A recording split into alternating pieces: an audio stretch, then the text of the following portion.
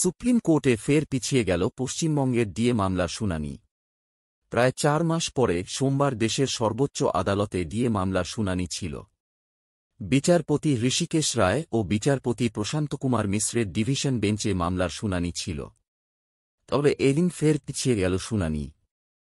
আজকের ডিএ মামলা নিয়ে কি হল তা নিয়ে কনফেডারেশন অফ স্টেট গভর্নমেন্ট এমপ্লয়িজের পক্ষ থেকে আইনজীবী ফিরদৌস শামীম যা জানিয়েছেন, দেখে নিন।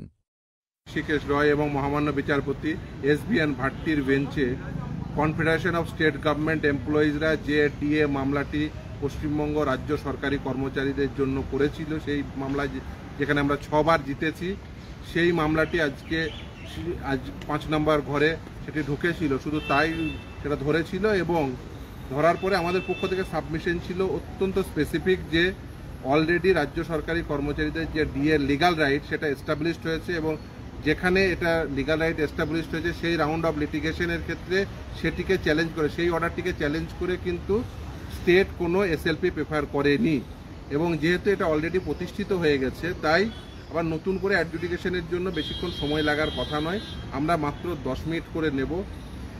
আজকে সিনিয়র অ্যাডভোকেট পাটোয়ালিয়া সাহেব, senior advocate Bikash Ranjan Bhattacharya, senior advocate Rauf রহিম প্রত্যেকেই উপস্থিত ছিলেন, আমি নিজে উপস্থিত ছিলাম।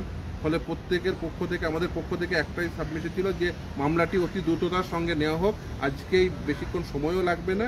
এবং পাটোয়ালিয়া সাহেব স্পেসিফিকলি বলেন যে তার 15 মিনিট সময় লাগবে, বিকাশবাবুও বলেন একই কথা, 15 মিনিট সময় লাগবে। ফলে এই যে খুব অল্প সময়ের মধ্যে, যেহেতু আজকে মামলাটি 3:20-তে উঠেছিল, তাই মামলাটি আজকেই যেন শোনা হয়।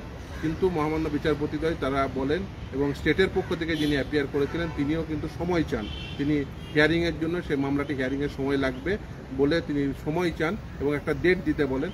আমাদের পক্ষ থেকে খুব স্পেসিফিক কথা ছিল মামলাটি দ্রুততার সঙ্গে শোনা হোক, আজকেই শোনা হোক। তার কারণ আমাদের পক্ষ থেকে বেশিক্ষণ সময় লাগবে না।